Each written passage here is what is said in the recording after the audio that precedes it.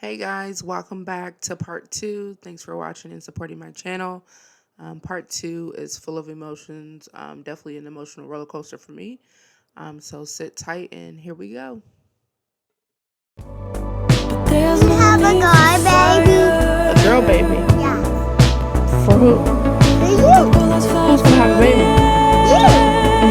So you can have a baby.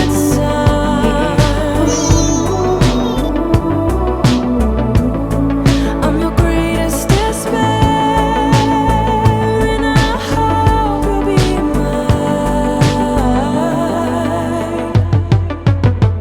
mine.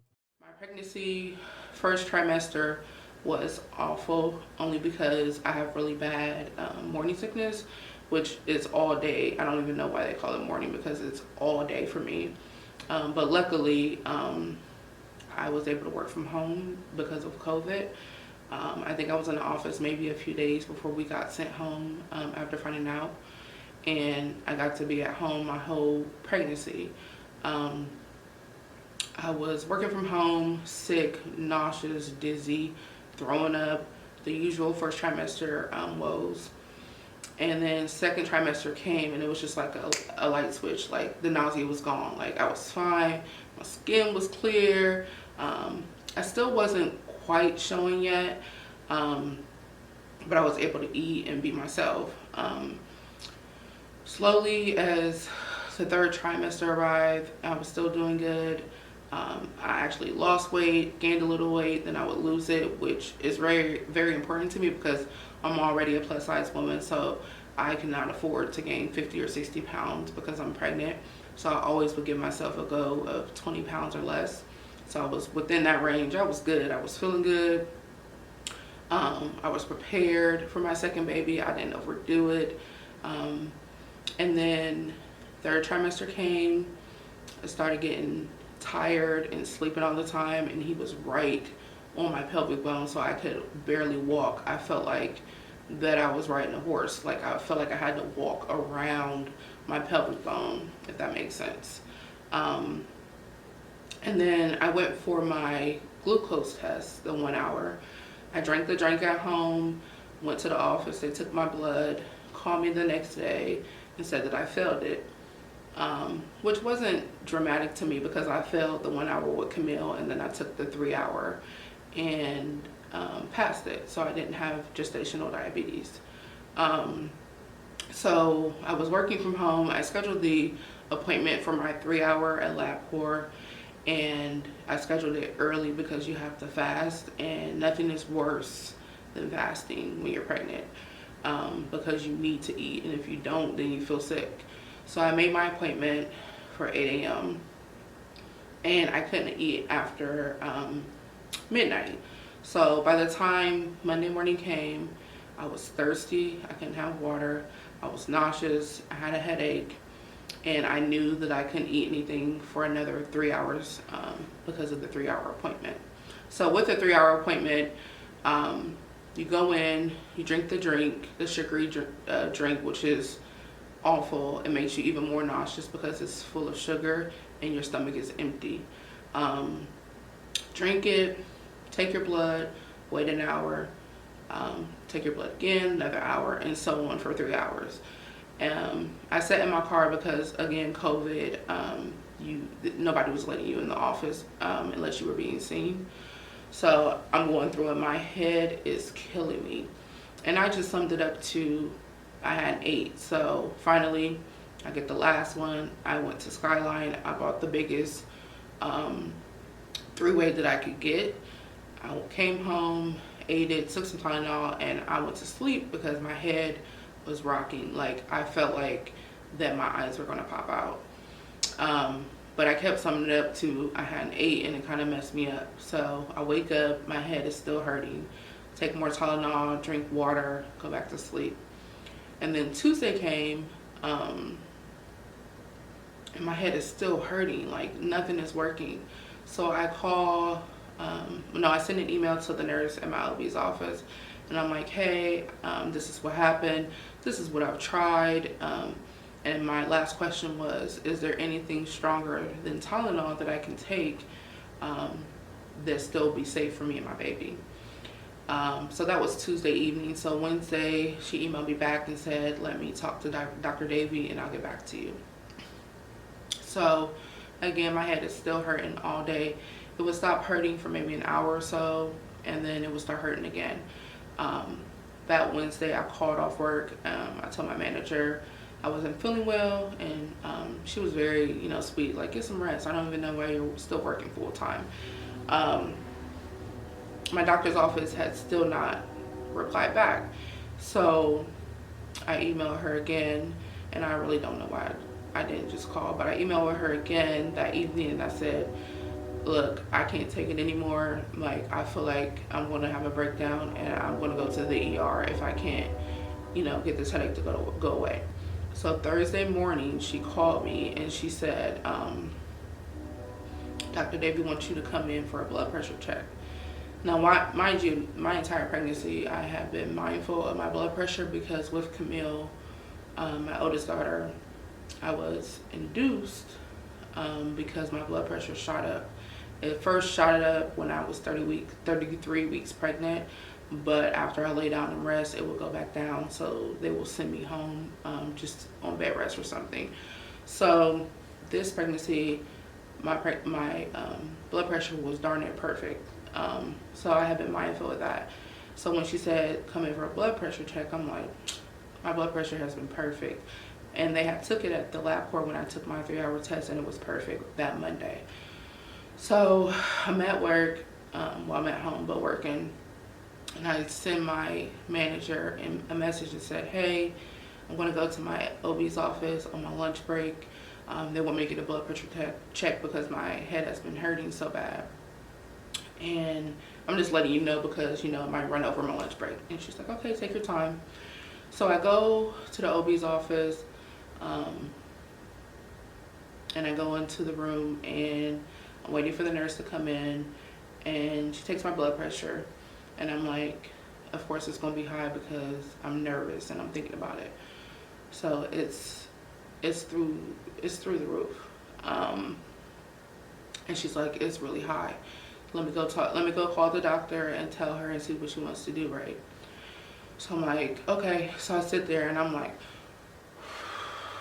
trying to get my blood pressure to come down, trying to relax and not overreact. So she comes back and she said, the doctor wants you to wait 15 minutes and then for me to take it again to see if it goes down. So I'm like, okay. I put my feet up in the recliner chair and I try to meditate and relax. And 15 minutes go by, and she comes back and she checks it again. And it's still high. It was actually a little higher. And she goes and calls the doctor, and she comes back and said that, she wants you to go to labor and delivery. And at that moment, and I'm definitely gonna get emotional because at the moment I wasn't emotional, but just thinking back, the moment she said that you need to go to labor and delivery,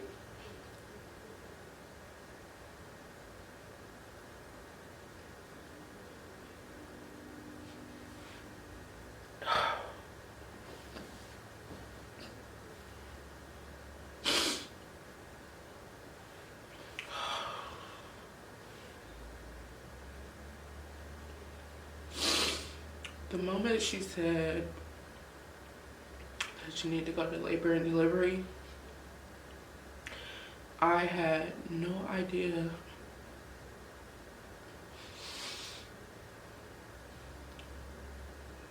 how my life was about to change. And I really shake my head at myself because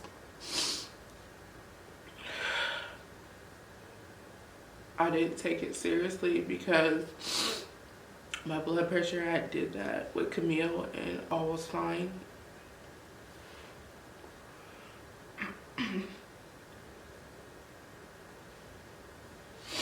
But I guess there was no way for me to prepare myself, and I had no idea what was about to happen.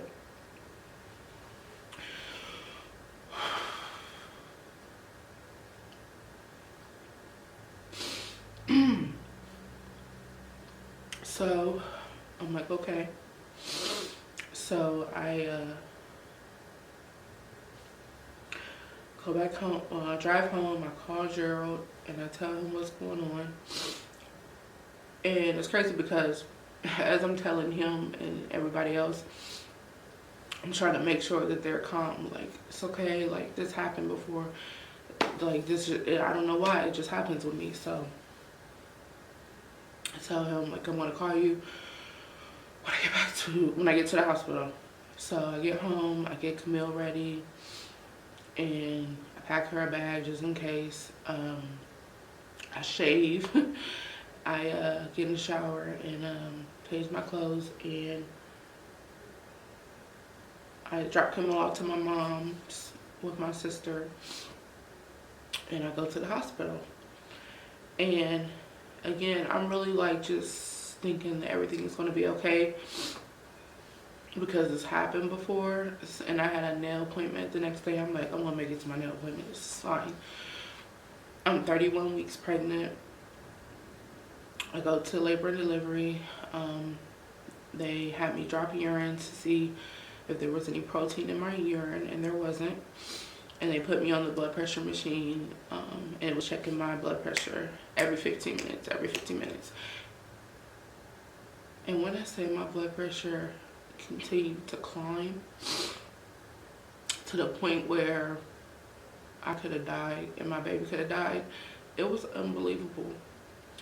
So after about an hour, it came down a little bit, but it was still pretty high.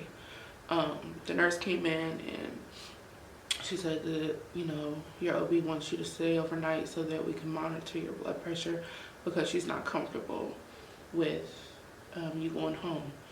So I'm like, oh my God, like here they go.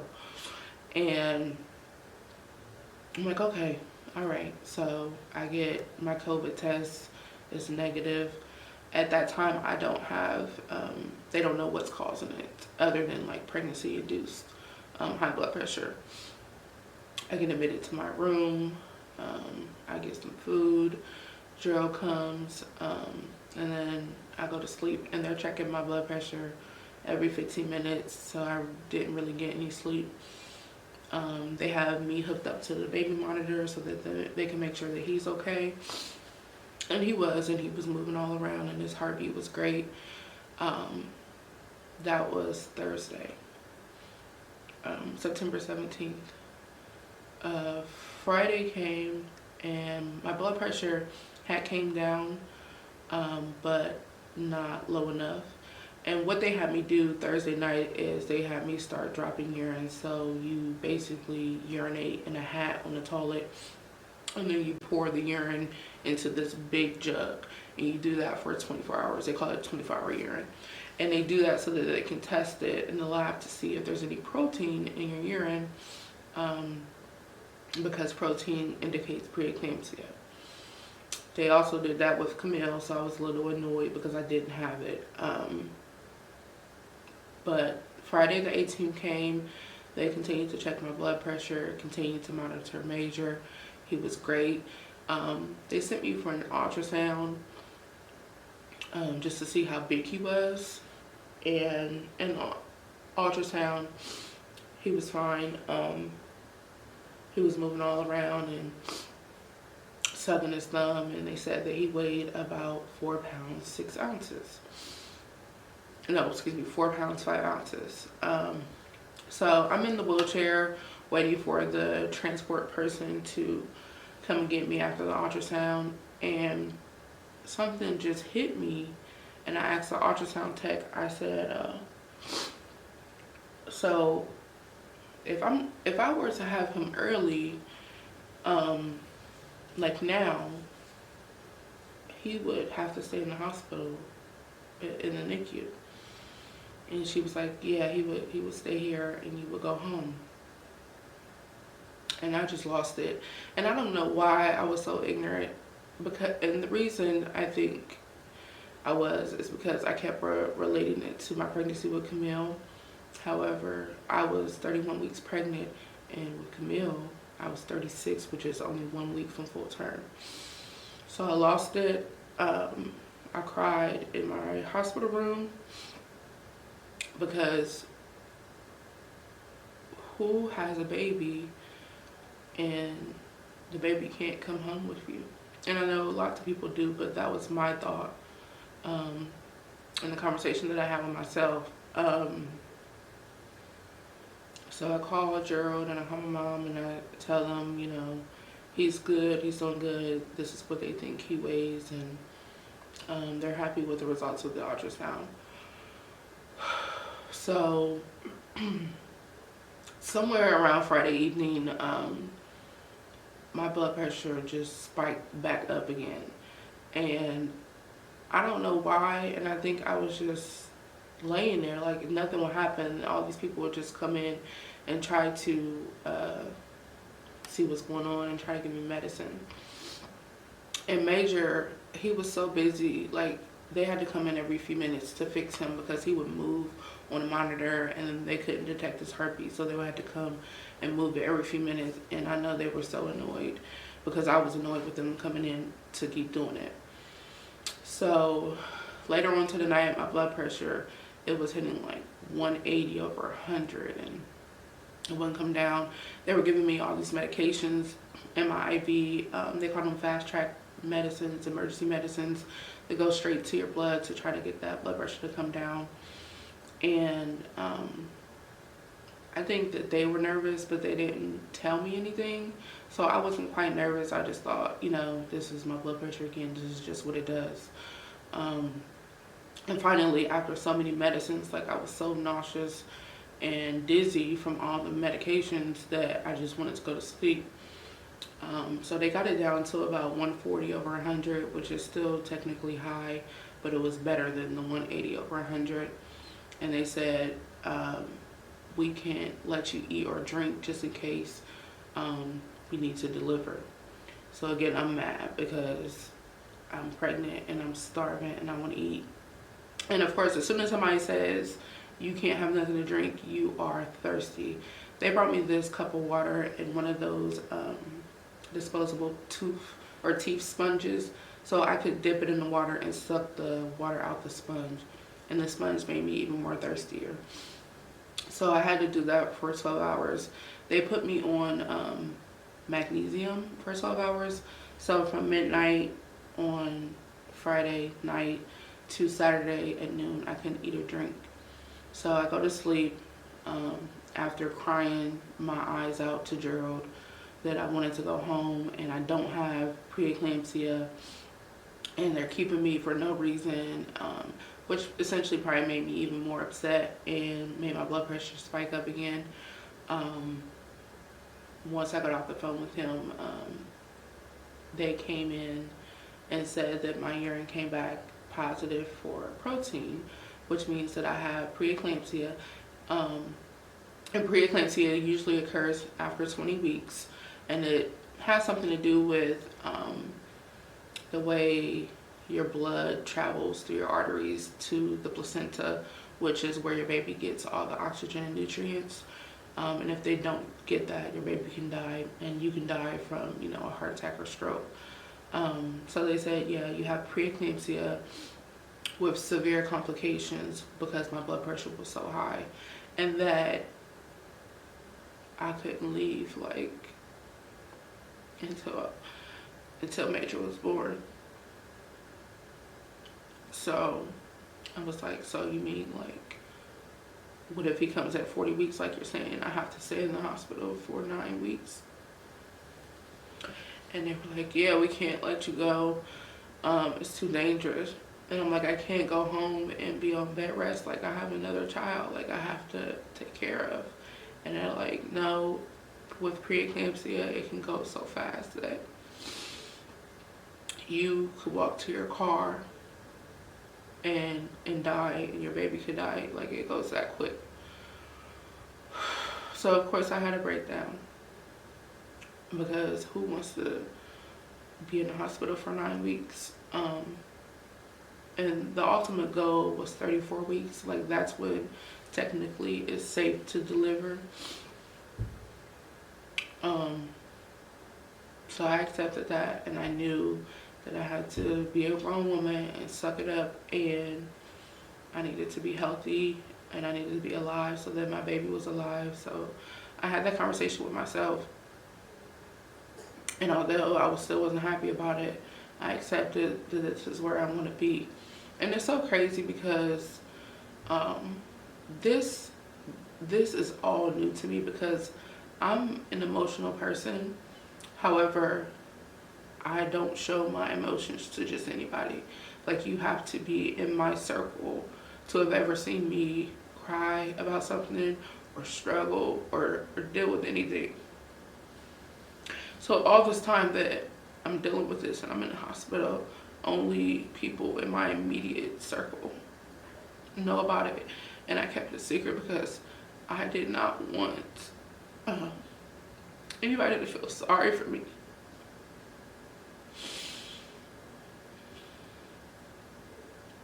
So I didn't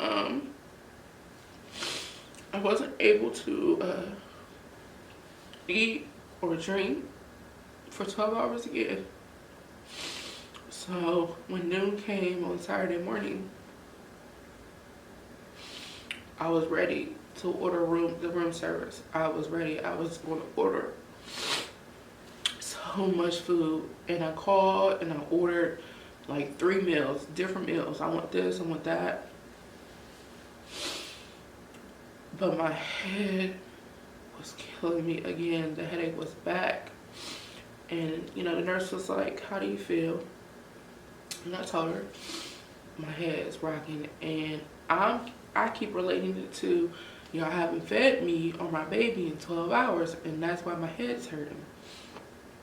But to them, this was an indication of preeclampsia. So the doctor said to eat some sherbet. We're going to give you some Tylenol, eat some sherbet, eat some ice. You can drink juice, but don't eat anything heavy. So I'm like, okay. And the headache will go away once I eat, but okay. So I ate some sherbet. I ate about 3 sherbets. I ate some fruit, drank some juice, ate some ice, took the Tylenol. And now my head is hurting even worse. And it's crazy because I'm like, why is my head still hurting? Like, so the nurse goes out, and this team of doctors come in, like 10 of them, doctors and nurses and students. It's the high-risk doctor and my doctor and the NICU doctors come in, and I'm like, what is going on? Like, why are these doctors coming in? And they tell me, we're gonna have to induce you. Because the headache is indicating that there's an issue and we can't take the risk. So I'm like, all right, like, let's do it. Like, I need my baby to be okay, and my baby needs me to be okay. All right, guys. So that wraps up part 2. For part 3, it's definitely going to be an emotional roller coaster. If you thought part 2 was emotional, grab your tissues for part 3. Please be sure to like, subscribe, and share. Stay tuned for part 3. There's no Have a need guy, for baby. fire. A girl baby. Yeah. For who?